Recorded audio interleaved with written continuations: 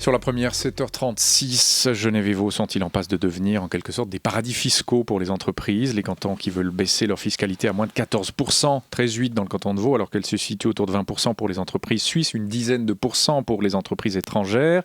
C'est une baisse pour les entreprises suisses qui fâche les cantons limitrophes comme Fribourg ou le Valais par exemple, car la Confédération devrait compenser de moitié la perte subie. Jusqu'où baisser la fiscalité? Telle est la question qu'on va aborder avec vous. Xavier Auberson, bonjour. Bonjour. Merci d'être avec nous dans notre studio de Genève ce matin jusqu'à 8h. Vous êtes avocat fiscaliste notamment. Genève et Vaud, est-ce que ces deux cantons, on entendait Pierre-Yves Maillard il y a encore quelques heures sur notre antenne, est-ce que ces deux cantons sont en passe selon vous de devenir des paradis fiscaux pour les entreprises? Non, je pense qu'on ne peut pas dire ça comme ça. C'est une situation qui est problématique, c'est-à-dire qu'il y a deux situations conflictuelles qui arrivent en même temps. Vous avez d'un côté les entreprises qui sont actives en Suisse, prépondérant, et qui ont un statut tout à fait normal, donc qui sont taxés à peu près à 20, ça dépend des cantons, mais jusqu'à 23 ou 21, etc., entre Genève et Vaud. Et puis vous avez ces entreprises, notamment dans le secteur du négoce, du trading international, qui ont pris une place très importante, surtout sur Genève et sur Vaud, et qui, elles, sont taxées à 11,5%. Ce qui se passe, c'est que cette divergence entre ce taux de, disons, 22 d'un côté et 11,5 de l'autre n'est plus admissible au niveau du droit international. Vous avez l'Union européenne qui est contre, et vous avez même l'OCDE maintenant. Et donc, c'est vrai qu'on ne peut pas conserver ce système. Alors, évidemment, on peut se dire, on abroge le statut spécial, d'accord ? Donc, on supprime les 11,5%, tout le monde passe à 22 ou 23, et tout va pour le mieux. Et ça, c'est pas possible non plus. Et ça, c'est pas possible non plus, et tout le monde, toutes les études le confirment effectivement. C'est-à-dire que toutes ces sociétés de trading risquent de partir, peut-être pas toutes, mais en tout cas une grande partie va partir. C'est des entreprises, ce ne sont pas des boîtes aux lettres, c'est vraiment des sociétés avec des milliers, des dizaines de milliers d'emplois. On parle de 25 000 emplois, par exemple, sur Genève, selon une étude. Et donc, ça va faire à ce moment-là non seulement des pertes énormes de recettes, mais des pertes d'emplois et des pertes aussi d'impôts sur les salaires de ces employés qui auront perdu leur travail. Et là, aucune ne risque de partir avec ce taux-là, unifié vers 14%? C'est la grande question. C'est la grande question. Personnellement, je pense qu'elles ne vont pas partir, en tout cas les principales ne vont pas partir, parce qu'il y a une sorte de concurrence, pas seulement suisse maintenant qui se déploie, mais une concurrence mondiale au niveau des taux d'imposition. Et on voit que les taux les plus bas, par exemple ceux d'Irlande, qui sont donc à 12,5%, et depuis des années, l'Irlande est à 12,5%, c'est un peu, à mon avis, le taux minimum qui va être toléré, je dirais, à long terme, aussi avec les travaux de l'OCDE et autres. Donc si on est à 13, 13,8, je pense qu'on se situera encore dans un taux concurrentiel, mais toujours aussi acceptable au niveau international. On calme un peu le jeu après, notamment la votation du 9 février vis-à-vis de l'étranger, là, Xavier Auberson? Alors c'est clair, on calme le jeu, et je pense surtout au niveau de l'Union européenne, parce que c'est un autre chantier qui fâche l'Union européenne depuis 2007 à peu près. Donc ça fait 5 ans, plus que 5 ans maintenant qu'on discute. Enfin, on dialogue, pour utiliser le terme technique diplomatique. Et c'est vrai que l'Union européenne s'est énervée récemment, en décembre l'année passée. Je pense d'ailleurs que ça n'a pas beaucoup aidé pour les votations, sans doute, où ils ont donné un ultimatum à la Suisse en disant maintenant vous devez bouger dans cette différence entre ces statuts. Sinon, on peut même envisager des mesures de rétorsion. Et alors ça, ce serait encore un problème supplémentaire, c'est qu'on a déjà assez de difficultés, on l'a vu avec ce vote du 9 février. Là, on parle des personnes physiques, mais on pourrait avoir des grandes difficultés au niveau des entreprises. Certains évoquent même des listes noires, des dénonciations de conventions de bonne imposition. Tout ça, j'y crois pas, personnellement. Mais en tout cas, la pression, elle existe également sur ce dossier. Et donc, la Suisse doit réagir, doit proposer quelque chose. Et je dis bien, elle ne doit pas réagir et proposer quelque chose parce qu'elle doit avoir peur de l'Union européenne. Mais je pense que là, au niveau mondial, cette fois, il y a vraiment des travaux qui convergent tous dans cette même direction. Et c'est non seulement l'Union européenne, mais c'est aussi l'OCDE. Alors ça fait sens sur le plan international, vous venez de nous le démontrer, Xavier Auberson. Cela dit, sur le plan interne, baisser la fiscalité cantonale et demander à Berne de participer à hauteur de 50% des pertes, comme le fait le canton de Vaud par exemple, est-ce que ça fait sens ou est-ce que c'est pas un tout petit peu présomptueux ? Alors, c'est de la politique fiscale de haut vol, effectivement. Risqué. Risqué, mais on doit peser, je dirais, les risques dans cette affaire. Et vous avez un autre risque qui est vraiment très sérieux cette fois, c'est que si vous regardez, je dirais peut-être ces 10 dernières années, je parle que de fiscalité ici, pour une fois n'est pas coutume, je dirais. Qu'est-ce qui s'est passé? On voit que la Suisse n'a fait qu'aggraver, je dirais, sa position au niveau fiscal. On avait un système assez raisonnable, un équilibre de plein de choses, et on est en train, petit à petit, et peut-être on en parlera d'ailleurs tout à l'heure, de casser la plupart des avantages comparatifs que nous avions.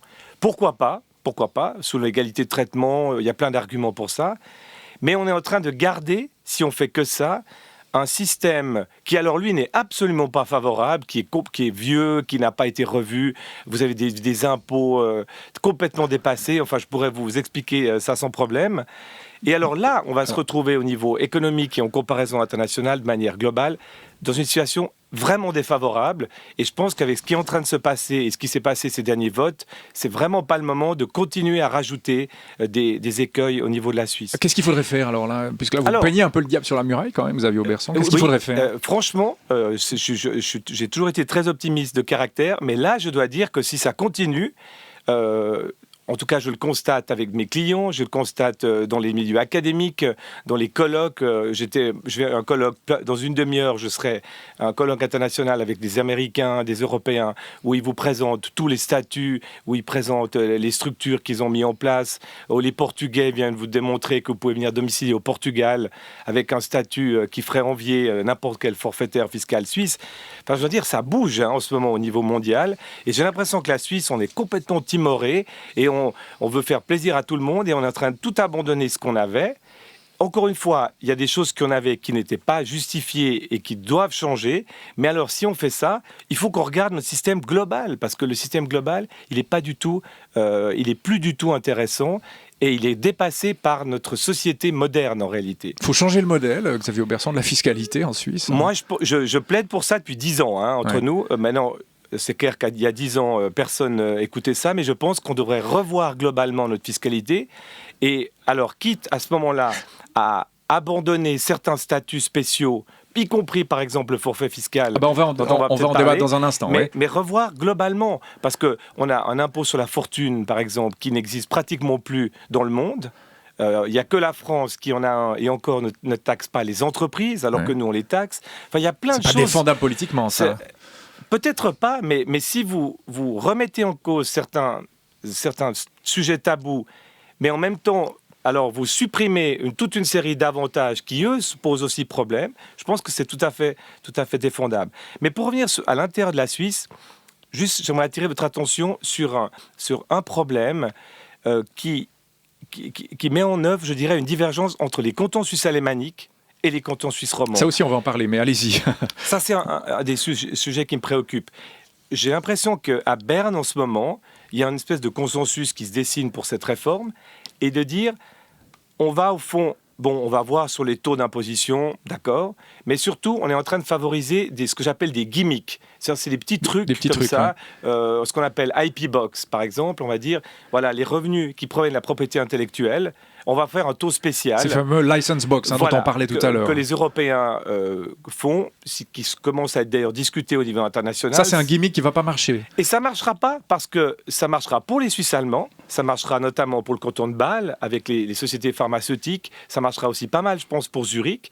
Mais Genève, ça nous sert pratiquement absolument à rien.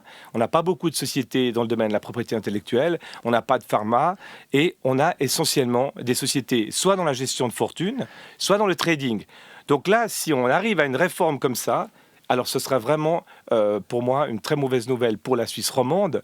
Et c'est pour ça que nous, et malheureusement peut-être, on est obligé d'aller dans cette direction des taux d'imposition pour tout le monde, parce que là, alors, on peut garder les sociétés de trading et on a une situation qui reste favorable au niveau international pour les cantons suisses romands. L'harmonisation intercantonale de la fiscalité, ce serait la panacée pour vous ?